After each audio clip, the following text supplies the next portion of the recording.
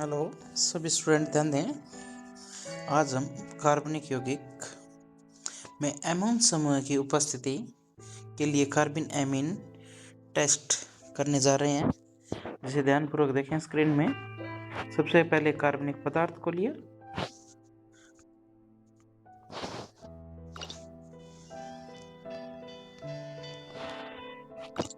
कार्बनिक पदार्थ को लेने के लिए हमें कार्बिलैमिन परीक्षण के लिए कुछ अभिकर्मकों की आवश्यकता होगी, जो स्क्रीन पर आपके द्वारा देखे जा सकते हैं।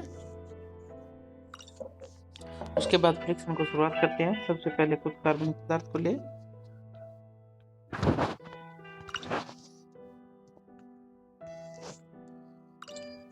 टेस्ट ट्यूब को लगा दिया गया, कार्बनिक पदार्थ लिया गया। उसके बाद देख सकते हैं टेस्ट ट्यूब को टेस्ट करें।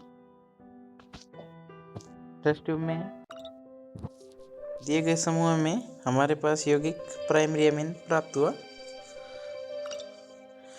जो प्राइमरी एमीन की स्ट्रक्चर है। नेक्स्ट स्टेप में देखें कि प्राइमरी एमीन अभिक्रिया के दौरान अमोनियम आयन का निर्माण करती है, जो संरचनाएं हमारे सामने है। अतः कह सकते हैं हम दिए गए समूह में एमीन समूह उपस्थित है। इसके बाद अम्लीयता का प्रेक्षण सारणी बनाएंगे। प्रेक्षण सारणी में देख सकते हैं, पहले प्रेक्षण में विलेयता देख रहे हैं, HCl लिया गया था, HCl में यौगिक घुल गया था, एमीन समूह की उपस्थिति बता रहा है। उसके बाद नेक्स्ट स्टेप में हम कार्बिलैमिन परीक्षण के लिए आगे बढ़ेंगे। पदार्थ लिया गया, कुछ रिएजेंट की आवश्यकता होगी तथा कुछ उपकरणों के जो स्क्रीन में सामने देखे जा सकते हैं। कुछ आवश्यक उपकरण की भी हमें आवश्यकता होगी, जिनमें उपकरणों के नाम बच्चों द्वारा याद रखे जाएं। कुछ रिएजेंट चाहिए जो आपके स्क्रीन में सामने दिए गए हैं। कार्बनिक पदार्थ को लिया जाए, टेस्ट ट्यूब में कुछ बूंदे ड्रॉपर की सहायता से टेस्ट ट्यूब में डाली जाए। डाल दी गई है। उसके बाद परीक्षण को आगे बढ़ाएं। टेस्ट ट्यूब में पोटेशियम हाइड्रोक्साइड डालें।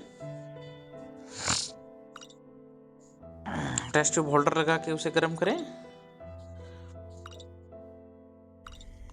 गर्म करने पर आपको एक अप्रिय गंध आती है, जो कार्बिलैमिन परीक्षण के बारे में आपको बताती है। देख सकते हैं कुछ संरचनाएं आगे दी गई, जैसे aniline, chloroform, hydroxide ion, potassium ion, जो हमने अभिक्रियाओं में काम में लिया। उनके स्ट्रक्चर को देखें। इन्हें अपनी संरचनाओं के आधार पर याद रखा जाए।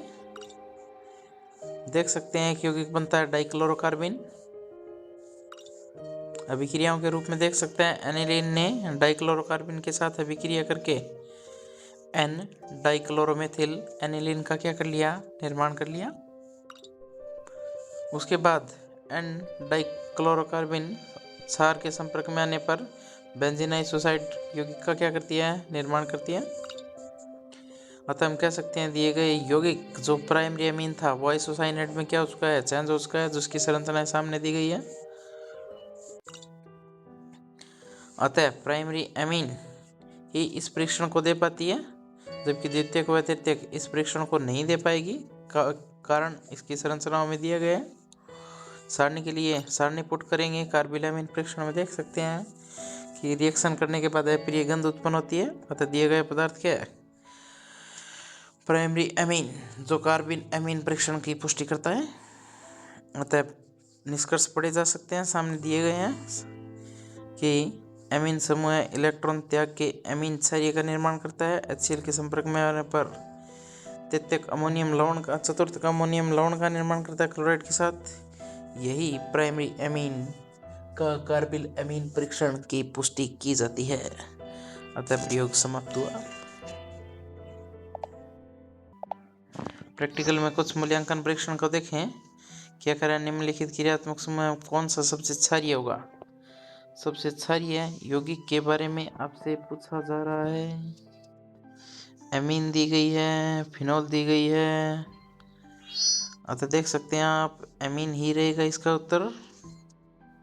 सेकंड क्वेश्चन देखें, प्रश्न को ध्यान से पढ़ें। दी गई टेस्ट ट्यूब में कार्बनिक यौगिक एल्कोहलिक KOH के साथ अभिक्रिया करके कार्बिलामिन परीक्षण के साथ गर्म करने पर टेस्ट ट्यूब में अभिकर्मक कौन सा काम में लेंगे? आपको प्रश्न ये है कि आपको इसमें क्या दिया गया है, तो अतः आप किस प्रकार का पदार्थ काम में लें? क्लोरोफॉर्म।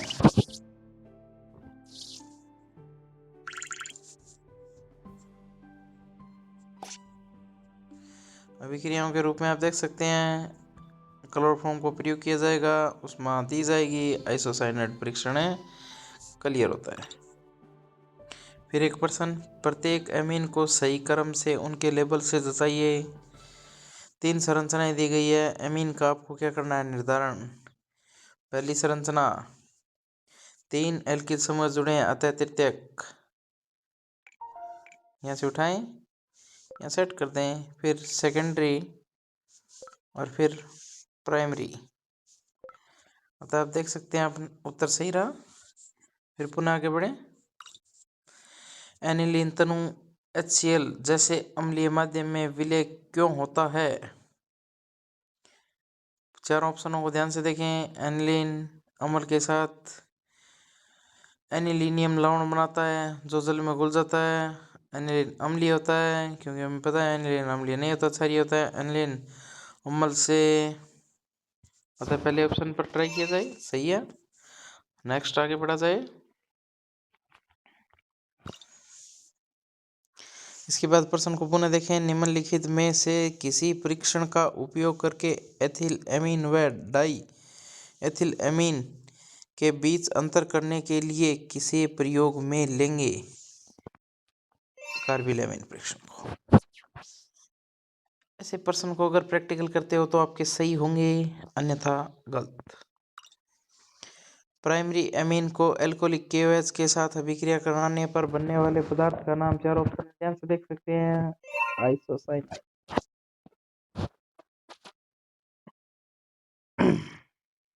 फिर आगे बढ़े। कौन सा अप्रिय गंध बता रही है आपको कार्बिलामिन परीक्षण? हाँ देखें, दिए गए हैं, पढ़ सकते हैं। फिर आगे बढ़े। एमीन किसके समान व्यवहार करती है? बच्चों द्वारा उत्तर देने पर प्रयास करें। ABCD क्या रहेगा? B।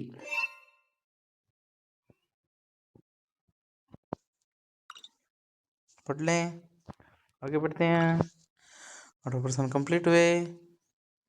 इसी के साथ प्रयोग अपने प्रश्नों के साथ संपन्न हुआ।